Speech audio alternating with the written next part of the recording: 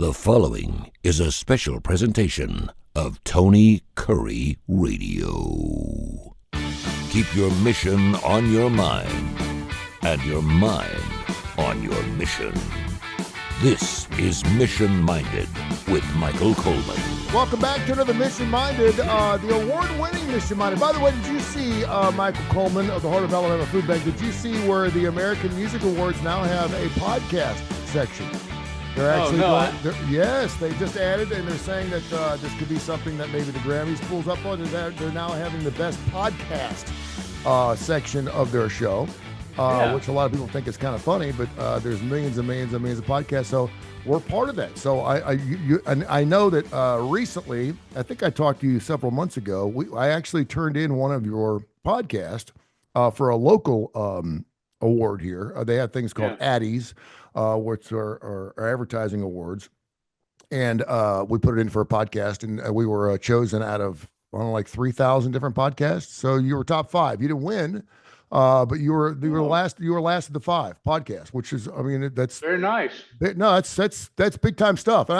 You know, the one time I won an Addy award back in 1989 or something like that, I didn't even know that I was up for the award. Someone had turned in a piece of production work that I had done. So you never know how that stuff's going to happen. And when that stuff goes, it takes off. So kudos to you and all the hard work you do. And there's a lot of different things out there that people can certainly listen to. And we greatly appreciate everyone tuning in to absolutely. We also do a show called Bite by Bite, which we'll do right after this one. You can hear on our network of radio stations here on Tony Curry Radio. A couple things I wanted to get into, and just to fill people in, we did not speak at all. I had lunch with you earlier this week, and you have not spoken about what we're going to talk about on the show today, so I'm going to fly by the seat of our pants. But I had a couple things I wanted to ask you, not only as a co-host in Mission Minded, but also as a brother in arms. Final Destination. Do you know about the movie? You know about it's the 6th installment? I have seen a couple. You have seen a couple. Okay. Yeah, but it seemed like it was been 20 years ago that I saw Final Destination. I don't know when the first one came out. Yeah, hard to turn the TV on, not see a commercial for it. It actually there's some actual scenes that actually look pretty funny, quite frankly. I know it's supposed to be a gory, nasty movie. I have always hated movies like this. I don't see the purpose in movies like this.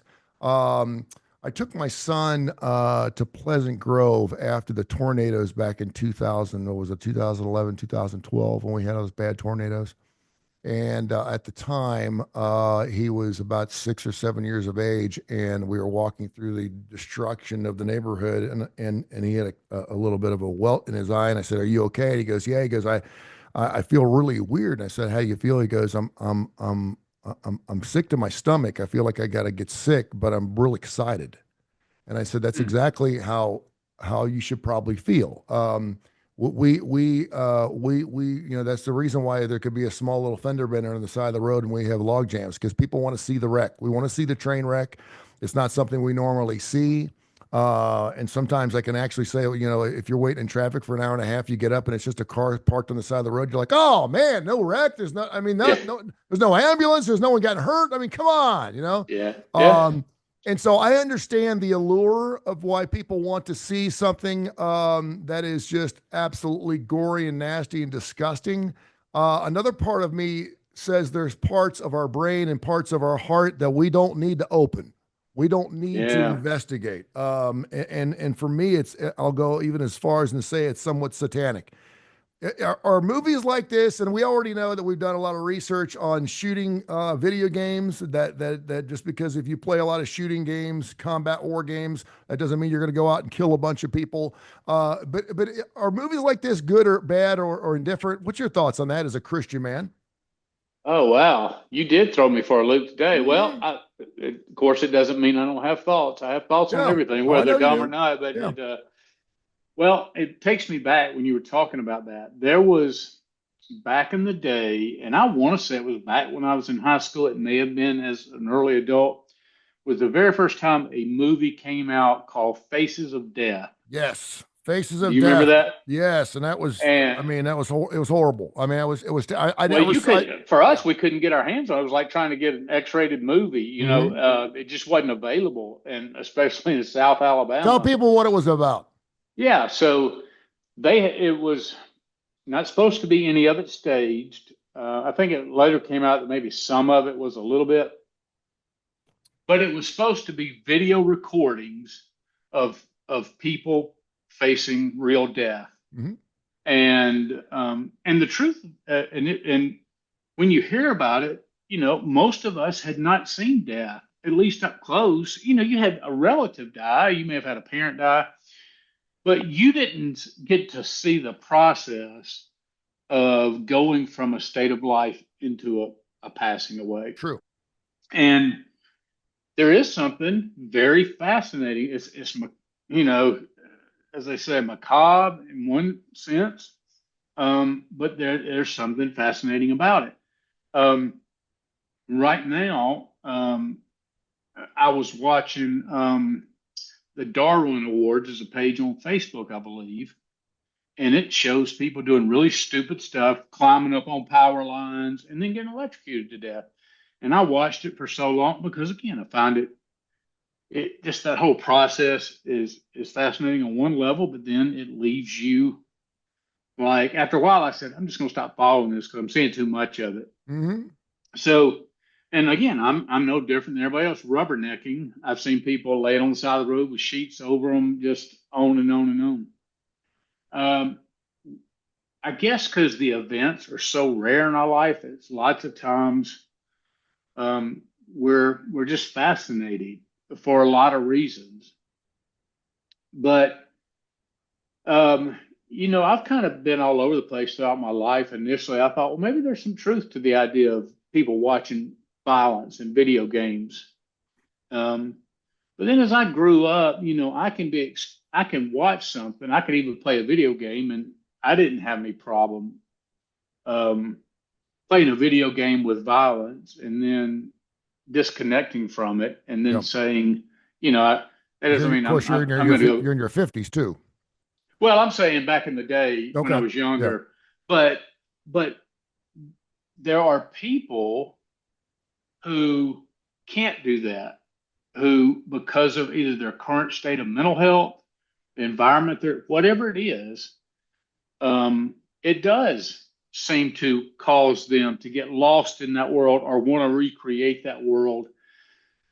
I have trouble blaming the movie. I have trouble blaming the industry um, completely because they show it to a lot of people who obviously go to those kind of movies, enjoy it, leave, and their life doesn't change at all.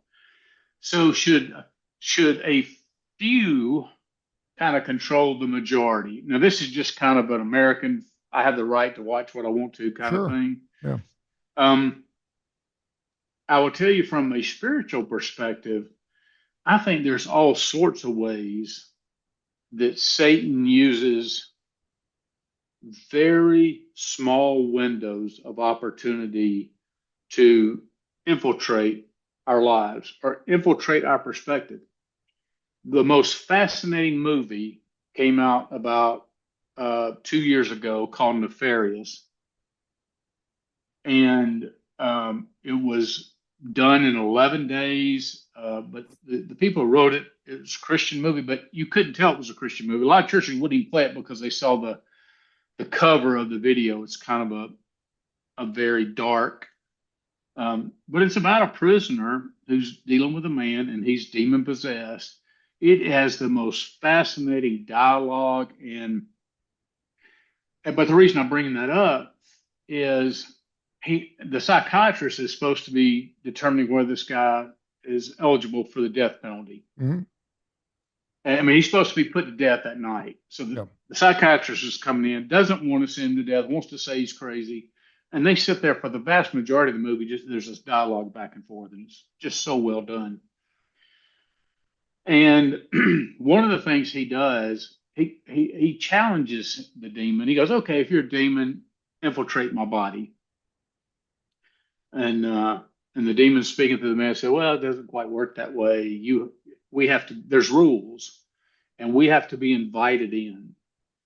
And and he goes, okay, I'm inviting you in. So the guy just closes his eyes, and nothing happens for about 10 or 15 seconds. And the guy goes, see, I'm still the same person. Everything's fine.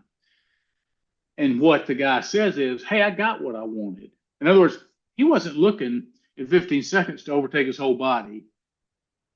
The idea is I got my step into the door. Mm-hmm. Yep. Because you opened up that door. Then later on in the movie, he starts hearing that voice and so it's very illustrative of what we're talking about. That things like that, things that we encounter, may be fascinating to us. Lots of times, just saying something's off limits. Things like a Ouija board. Mm-hmm. People say, oh yeah, Ouija board's fun. We pulled out a Ouija board. I mean, parents bought us that kind of stuff. Yep. But nothing could be more cultish. When you hear of people who have genuinely come out of Satanism, who have come out of that darkness of that realm and become believers, they tell you all the time the spiritual realm and how they take advantage of simple like things like a Ouija board, that's opening up because you're crying out to the spirits and you're inviting them. And when you open yourself up to that, we don't have the ability to say, oh, I only want the good spirits. Yeah. You open yourself up to the spiritual realm like that through occultish practices. And that's very, very, very dangerous. So I'm saying all of that to say, I'm not going to watch a video game. Few would watch a video game of violence and turn and go out and kill somebody. But what it can do, it can open up a window to the soul, sort of, so to speak, and somebody get their foot in the door. And depending on what happens later on. Oh, WWJD. We always say, what would Jesus do? I always say to myself when I see something like this and I'm trying to question, I always think, what would Jesus do? I go, how is the devil feeling? And I can't help but think that when a movie like this comes out, the devil's feeling pretty good about himself, because the devil is about horror, about blood, about death, about circumstances sometimes beyond our control, and it's titillating, it's exciting, it's a part of it so we don't normally see, and so I get that part. I also understand it's a rated R movie, and that I think it's rated R. And I may be wrong. I think most of them are. Yeah. But and so yeah, you got to be 17. You got to be somewhat mature to you actually go into a movie. My I don't even know if the movies check ID anymore, do they? No. My 13-year-old daughter, I could see where younger people would probably get off on this, and it kind of makes me sick to my stomach. And so yeah, there is a part of me that understands the allure to it. I understand some people will go see every scary movie in the world just because it's particularly around the Halloween months. I get that. Yeah. I just think it's a really slippery slope. I think because I remember a friend of mine, remember when beheadings, when people started doing beheadings, like, I don't know, Libya or whatever. Yeah. And there was actually some videos of some beheadings on the internet. And I walked in one of my friend's offices and he was watching one. And I wanted to see it. And I wanted to see it from the standpoint of, I knew it was real. I was hoping it would change the way I felt about this particular terrorist group, but it didn't. And I still live with the sound. I mean, I could still hear it. Oh, yeah. It traumatized me to know that it was, there's one thing about doing a movie where it's not real. There's another thing where on the Faces of Death, where, there's actually life, being taken on film, and us enjoying and paying to see that. I think that's sick. I think that's really sick. Again, if you want to use computer animation and you want to do something like that, it's like, okay, because God gave us this life, and here we are making money and doing a movie about us taking away that gift that He has given us. Correct? Yeah. It's like giving someone a puppy, and then I'm paying you $20 to watch you torture it. Yeah. It, Yeah. it just doesn't make sense to me. And so I wanted to get your thoughts on that because I know some people are like, oh, what's the big deal? And I think, as you get older, you start looking at life a little differently. We're all more, we're all, death is knocking on our door, and certainly when you're in the 20s and 30s, you're invincible and nothing's going to bother you. And then when you get to be our age, you start looking at things, and your days are numbered, Sure. and life means something a little different. I don't know if I'm going to waste enough time going to a movie theater, and I know this thing's going to probably make $100 million this first weekend. Oh, sure. And it's fine. And again, some of the funny parts are because I mean the idea of someone cutting a glass and then drinking glass and stepping on a lawnmower and all that stuff Yeah. is almost hilarious. But I get it. Yeah, we've kind of dealt with that in rock and roll. There was a song called "Suicide Solution" that Ozzy Yeah. Osbourne had, and a lot of people said that the band was cult. Black Sabbath was cult, and that was making people. And I guess if you want to believe in that, and you want to take your own life over the lyrics of a particular song, it's us. But I also have But that's learned. a, I also go learned ahead. through our freedom in this country. We're not real smart. We're not real Yeah. smart. We saw that during COVID. We don't do the smartest things because we have so much freedom, and sometimes the freedom can be the death of us. So sometimes if we're told, "Hey, listen, you can't watch that," I know you go to China and they have very strict rules on what children, Yeah. how long they can stay on video games, what they can watch, and they shelter their children. And I don't know if that's a good or bad thing for their culture, but obviously it's a little different here. Yeah, I remember back in the 80s where a lot of preachers back then were hitting on rock and roll music. And you had the stereotypical metalhead in his room with his t-shirt and playing air guitar. But again, that goes back to a guy who typically was living in a almost like a goth-like, just very dark existence, playing a lot. Not to mean everybody who liked heavy metal was like that, but I'm just saying you see that where they would just spend hours just listening to it. So their mental health, they weren't out socializing, they weren't playing sports, they weren't doing group activities, they didn't have a lot of friends they were hanging out in the mall with. So you can get somebody like that, and they could listen to a song like that over and over and over, and it could have an effect where they start thinking, I'm really down today, and I'm listening to the words of this song. Maybe suicide. So I don't want to act like that music and television is not influential. It absolutely is. Hmm. On the flip side of that, I also remember. And I use Uh, that example too. Music is so much different because movies you have to watch for an hour and a half or 2 hours. There can be some times where, man, I hear a slow song or something, I cannot listen to it. I can't. I mean, it affects me yeah, that much. Where like I'm coming out of a funk or something, and I'm right. like, that's the last thing I need to do is hear bread right now. I just Yeah. Oh, yeah. and Yeah. Yeah. I have the choice to turn it off. So and in a good way too. There are a lot of times, and I didn't mean to interrupt you, but there's a lot of times where you'd be driving down the road, all of a sudden you hear something you haven't heard in a while, all of a sudden to put you in a different mood. Yeah. And A hundred it percent. affects you almost immediately in a 2 or 3 minute That's right. It period. could be So good yeah, or bad. Yeah, so depending on what emotion that song is tied to. yeah. No, but I just remember specifically the Eagles, Hotel California. And I heard one of them later. I mean, there's I've been all sorts of ideas about what that's about. And one of them explained, and it makes sense if you look at it, is talking about the drug culture. And, and you see things like the mirrors on the ceiling, pink champagne on ice. They talk about trying to kill, stab it with their steely knives, but they just can't kill the beast. Yep. And you see them on glass doing lines of cocaine. And then at the end, he goes, "You can check out anytime you like, but you can never leave." That's talking about that culture addiction, and I mean the drug addiction. Like, of course, you check out. I mean, it fits it all very nice. Yeah. Like you're invited in. It's so warm. Mm-hmm.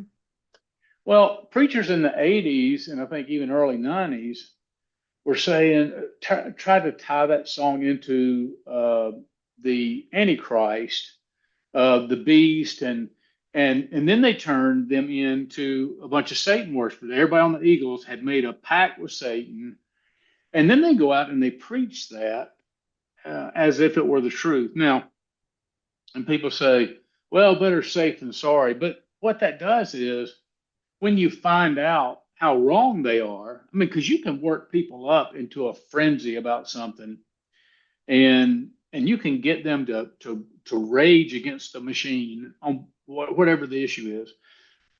But to me, you lose such credibility by trying to dogmatically say this is for sure something, and when it's not, you're trying to make a point, but you're misusing things like that. So I think that's what happened was they became so dogmatic using every video to explain every death or every child suicide. Oh, it's this, because we always have to find something to blame. And the reality is the world and people and the world's complex. People are complex. We're all broken. The world's broken. We're broken. And when all of that is put together, you're going to have some terrible outcomes in life. Mm-hmm. And it's so difficult to point to one thing that's the problem. There are several factors, but I don't think any single factor out there is pointing to it. But again, I'm trying to present both sides here, but just understand that doesn't mean that it's safe to go and expose yourself, because it can. And all it takes is one, right? I mean, it can give you a memory you won't forget the rest of your life. Yeah, you play Suicide Solution in front of 112-year-olds who just got off Instagram. Who knows what you're going to catch? Well, you're throwing out yourself a bologna sandwich into stuff's popping up in my head having this question. So I'll give you a good example. My dad was a motorcycle enthusiast for a while, and he and I were driving to see his brother in Huntsville. This was in the early 70s. So I think 72. I think I was 6 years old, maybe 73. And there was a movie that came out called The Legend of Boggy Creek, and which was not, it was a Bigfoot movie. Yeah.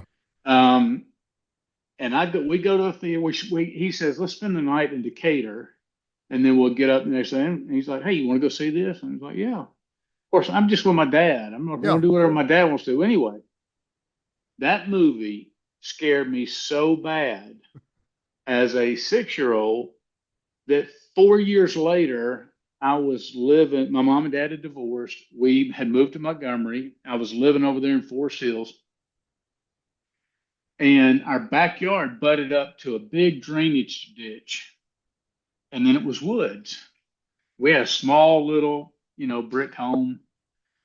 But I wouldn't cut. I wouldn't get within 10 feet of that fence, and I'd leave it uncut. And I was making my mother and my sister, I was in the 4th grade by then, and they couldn't figure it out. And I finally confessed many years after that, I was so traumatized that feeling would come back. I wouldn't even cut grass that was backed by a drainage ditch because I could see that. So that's the kind of effect movies can have. I was a young child, but I mean, it devastated me. Now I've always been fascinated with Bigfoot things. Me too. Yeah. And it's funny because I don't watch a lot of movies. I see maybe a movie a year. And when I do see a movie, it affects me, man. I mean, I never saw Dark Knight Rising, the Batman movie in a theater, and I'm not traumatized, but I was like, wow, it just really affected me because it just made me think the ideas that it's putting in other people's heads. And as a freedom, we get to do that. And it's all protected by our speech. And it's just like, there's so many loosey-goosey, weird people out there that I'm like, I don't want the wrong person to see this. You were talking about songs when I was a good Catholic boy, when I'm still, I guess I'm a Catholic man now, but I almost became a priest when I was 18. But we were doing these search weekends and stuff. And so we had a whole workshop about John Cougar Mellencamp's song, Hurt So Good, that it was a satanic song, that it was demoralizing sex, and that it talked about sex in a painful way, and it depicted rape. And I mean, I'm 14 years old, and I'm already playing this song on the radio, man. I'm already working in radio, and I'm playing this song, and I was like, come on. I mean, are we really going to do this? And but I remember that vividly. Well, it was flipping on the other side. You have progressive groups. I remember Holly Dunn came out with a song called Daddy's Hands, and it was a sweet song about my daddy's hands could be hard when I had done wrong, hard as steel when I'd done wrong, but they were soft when I was crying. and just talking about that whole dynamic. And then, oh, that's abuse of a child. Yeah. And then, about no doesn't, she did one about no doesn't mean no. And it was a sweet song, but then that was about rape culture. So people will find anything and read into it if it fits their narrative and use it in the world. I guess it's an age old trick, but people on the left and the right are both guilty of it. Does the P Diddy thing surprise you? Not at all. I'm gonna tell you something. I don't think we're ever going to fully get all the Do you understand how it could get to that level? debauchery. Yeah, a lot of people are like, involved. I don't see how he could. I've seen it. I mean, I totally get it. I mean, I don't understand. I'm not saying what he did is right by any stretch. Yeah, Period. yeah. And even the stuff he's admitting he had done wrong is disgusting. I mean, this is the But difference. having people urinate in Oh her man, mouth and all that kind of it's just no, so and it's disgusting. But it yeah, shows you what money and power and people's desire, that people who thought that Diddy could help them or help their child, Justin Bieber being turned over to that child predator and Usher as young teenagers and left in the care of them and abused like they were. It is amazing, the trauma. And you look at Justin Bieber today, you can see. I mean, they talk about he's almost non-functioning in a lot of ways, and he looks like he's stays on drugs. I mean, he's looks like a meth addict. Like his face has mm, gotten very very thin. But they talk about how he cries all the time, just about those childhood. And you go back and look at the songs, and you could see little snippets of it in the music. And um, but that's what evil. And when you buy into that and you embrace that and you do anything for money or for fame, that's where it leads you. yep, you're right. And I can't help but think I know a lot of people go to bed every night praying that they're going to get rich or that I hope this business deal goes well so I can have extra money, this, that, and the other. And um, I've got too many friends of mine that are wealthy beyond their means that aren't any happier than I'll ever be. And Yeah, I'm like, and it's one less thing they got to worry about. But like I said, when you have one less thing to worry about, you'll fill that void with something. that's And right. and sometimes it makes it even worse. Hey, before we go, I want people to start thinking about next week. Next week, I wanted to get into something today, but I think it's fascinating talk, and that's what we talk about. We talk about business and all kinds of things here with you, and I love the brotherhood we have that we can talk about things like this. But next week, there's been so many things cut. You and I had lunch earlier this week. It wasn't a business meeting. You and I just were breaking bread, and we were talking a little business, and come to find out that you've spoken about it here on Mission Minded that you've had some major cuts Yeah, with your organization, and because of that, it could directly affect and never reflect our relationship as brothers, but yeah. certainly from a business standpoint, it can. Yeah. And so even from that standpoint, it's kind of funny. It's funny because ever since Trump, whenever Trump takes office, my business just something happens to my business. The last time he was president, I got fired, and I never been fired in my life. And now he's the president. I'm not losing money again. So I don't know. I'm not sure if this. I started to see the writing on the wall. But I want you to talk next week about, is it healthy, and what type of job should you be looking over your shoulder right now? A lot of people are looking over their backs, but if you're a government worker, you have to, Yeah. because there's no way you're probably not going to be affected by something. You may get your job back, and a lot of people I know that have lost. On a federal employee, yeah, because you Yeah, might be a federal. state employee, it might not be at risk. But I Yeah. do think a lot of people are we like to emulate success, and I think a lot of people are looking at this and going, maybe it's time for me to clean house a little bit. Well, I've heard of We states coming up with their own Doge. uh-huh, exactly. Yeah. Hmm. And because there is a lot of waste out there and there's a lot of fraud. And, we've had like 16 jars of apple butter on the back. And they're like, why do we have that apple butter? It's been back there for 4 years and someone keeps saying they're going to sell it. And why is it taking up our inventory space? Why do we have that? And, Yeah. and maybe by going through that, we can actually help our personal lives, because I know I'm a purger. I'd much rather, I got everything I own in a box about this big. I don't like knickknacks. I don't like having a bunch of garbage. Once a year I go through everything, and I'll end up throwing some more stuff out.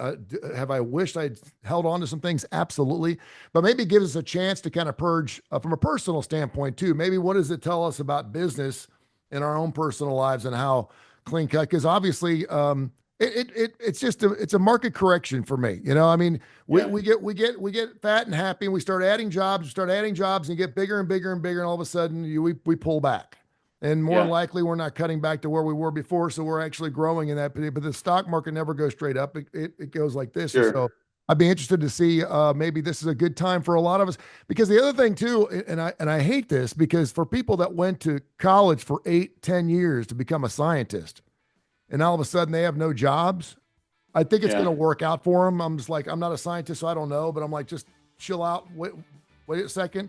I've been around Yeah. people where people are like, I can't believe she just did that. I'm like, hold on. You know how the deal is. Knee jerk, cutting right. everything to the bait. And in a couple Yeah. hours, she's going to call back and apologize and say, no, you can go do this. You know who I'm talking about. So just chill out. It's going to be okay. And I think things will be all right. I think if you're a scientist, I don't think you're going to be looking for a job very long. It may be in France, but you'll be finding something. But just something kind of stick in your head for next week. So we'll get into that next week. Yeah, I look forward to it. Thank you, my friend. I appreciate you. All right, buddy.